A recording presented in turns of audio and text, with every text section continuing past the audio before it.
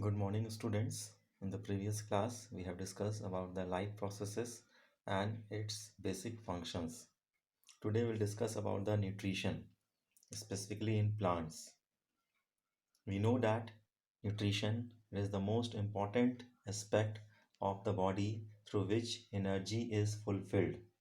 Energy comes from the food to grow, develop, synthesize protein and other substances needed in the body.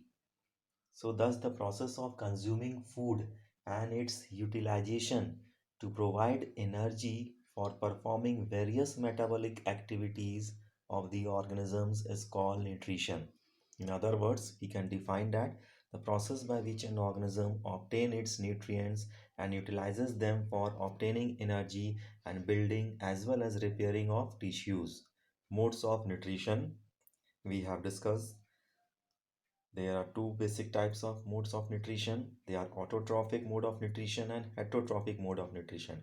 Autotrophic mode of nutrition in which the living organisms get their food through simpler raw materials through the process of photosynthesis. For example, all green plants, certain bacteria, certain protists, example Euglena, etc. The auto word, it is means self and troph means food or nutrition. Just like the heterotrophic mode of nutrition in which the living organisms get their food depending upon other autotrophs. Example all animals, certain non-green plants, they will be coming under this category.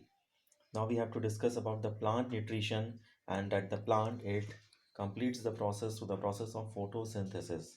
The process by which all green plants, certain bacteria, certain protists like Euglena, they are able to sunlight to produce sugar which through cellular respiration produce ATP, that is the fuel used by all living organisms.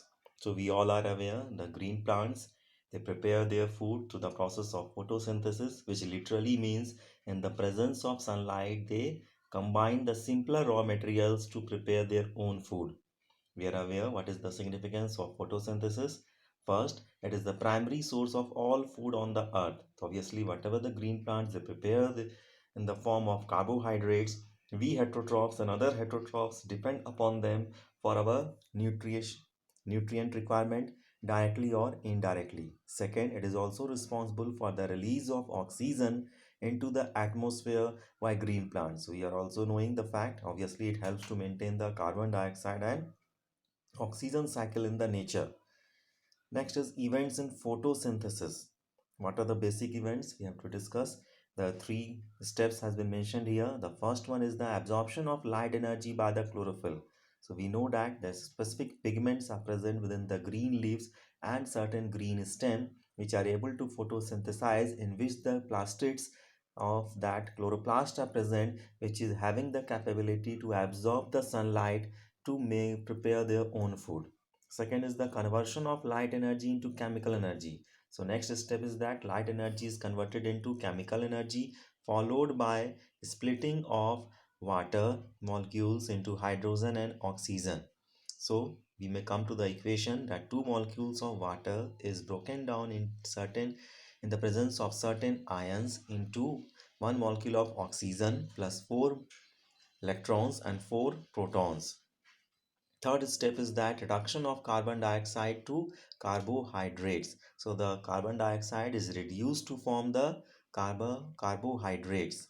Here the overall equation has been mentioned here of photosynthesis, that is 6 molecules of carbon dioxide plus 12 molecules of water in the presence of sunlight and chlorophyll. It forms C6H12O6, that is the glucose, a carbohydrate, plus 6 molecules of water and 6 molecules of oxygen. Here in the diagram, you may go through that. I have drawn here the structure of the chloroplast. Chloroplast, we know that is the green pigment present within the green leaves, which is able to synthesize the food within the plant body.